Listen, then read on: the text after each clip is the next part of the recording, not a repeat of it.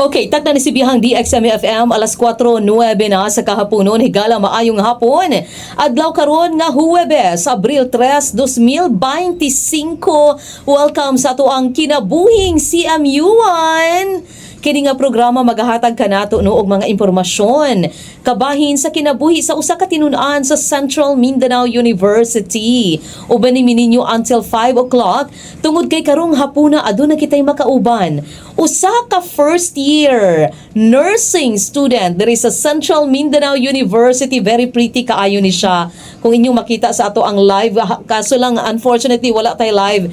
Pero yeah, I'll be uploading a video later sa ato ang kaning atong i-interview karon. So again, usa ka first year nursing student diri sa Central Mindanao University. Live karon nga atong makauban si Josephine Regalado. Hi Jo. Good afternoon and yes, welcome to DXMU FM Jo. So, hello po sa inyo ang tanan. Maayong hapon sa tanan. I hope you're doing great and well karong hapuna. I am kanang Josephine Regalado. I am a college nursing student, first year po. I am originally from Pagadian City, so tanan nga mga naa sa Pagadian City. Hello sa inyo adira tanan mga taga Zamboanga del Sur. I also want to say hi sa ako ang College of Nursing nga mga batchmates, seniors, and also sa ako ang mga friends nga nagpaminaw karon mas hinadaw sila klase. So, hello po sa inyo ang tanan.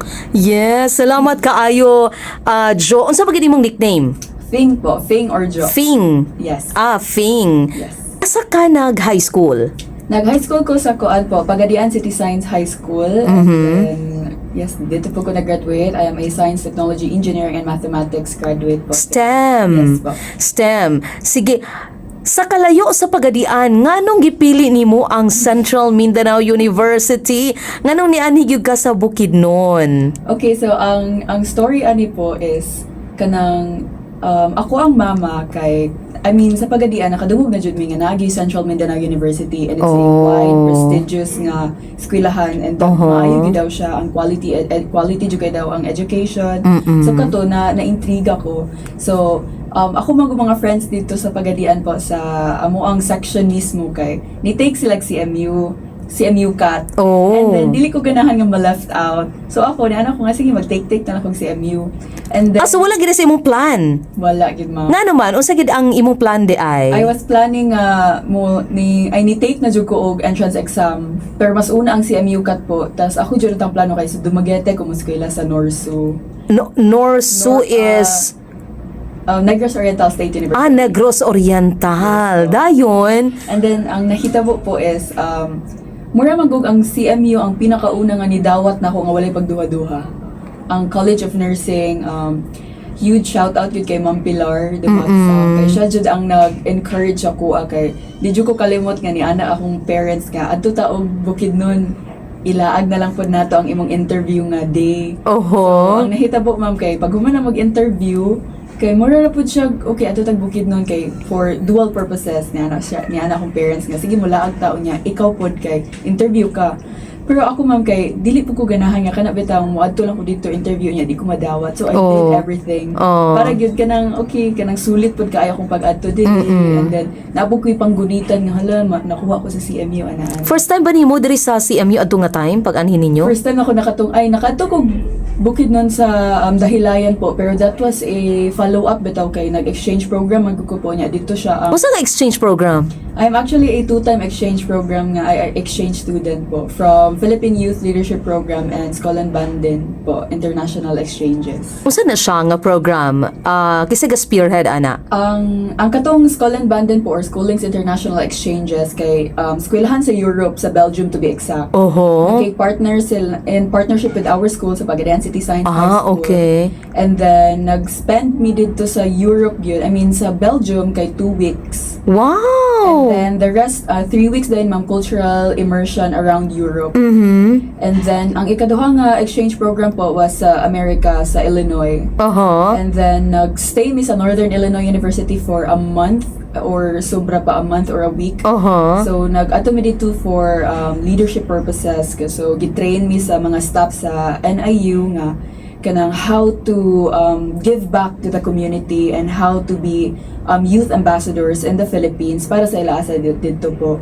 And then with that po kay kato life-changing ito siya nga experience. So, mura po siya, ay dili siya funny man, pero feel ko coincidence, kuan kay siya, kana positive coincidence kay muadto mi sa US, dapat may mag-bring og cultural garb to represent something from our Cultural garb. O say garb. Attire. Yes. Okay. And then ako ma'am, I'm from Pagadian City. Oo. Ako ang mga kauban kay kibali ko an may ma'am 20 ka youth nga ambassador din, 4 ka adult mentor. Na ako kay isa rin ako sa Pagadian, ako ra jud. Oh, wow. So, ang Congratulations. Imo mga kauban are from Tawi-Tawi, Basilan, Mindanao gihapon. Yes, Mindanao ra ang kuan sa PYLP po.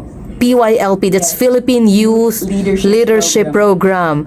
Kay unsa nga agency ang Ang gakuan na National Youth Commission? US Embassy po. US Embassy gyud diretso. Ang ECA State katong Education for Cultural Affairs. Mura siya pareha sa Fulbright Fulbright, nga scholar, scholarship. Yes. That's why nga familiar. Yes. Uy, very good. At least active ang Pagadian City nga high school ana Kay gina-open ba na nila for everyone. Pero I don't know, dili siguro tanan ang apply. So good for you kay naka-avail ka ana. Yes po. Actually same ta. Kuan pag ko youth program alumni sa Japan. Oh my, kuan ma'am. Genesis. Yeah, Genesis. I tried to kuan pod ana kay Apply.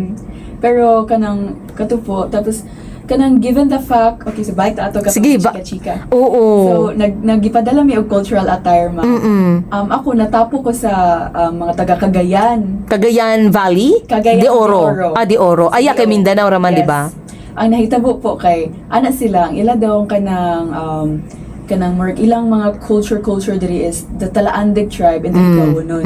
So what we did kay naman may kanang murag school sa Pagadian the kuan sa Banga do Sur National High School na sila kanang murag SPA kanang Special Program in Arts na sila yung mga attire so dito ko nag-borrow. Oh, okay. So ang po kay Talaandig akong na-wear instead of kanang dapat man dito kay kanang Subanen kasi ang tribe sa Zamboanga del Sur.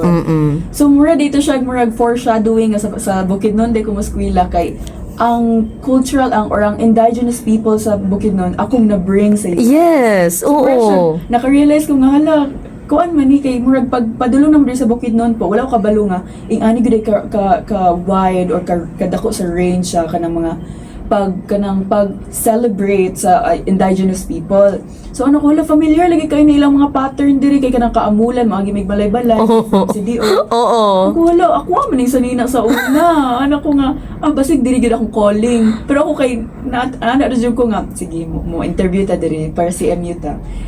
Pero wala po ko nagmahay nga na ako diri karon po kay pagtunog din ako diri naay murag homesickness pero karon kay low-key din ako ganahan mo hawa. So I am really enjoying here. Yeah.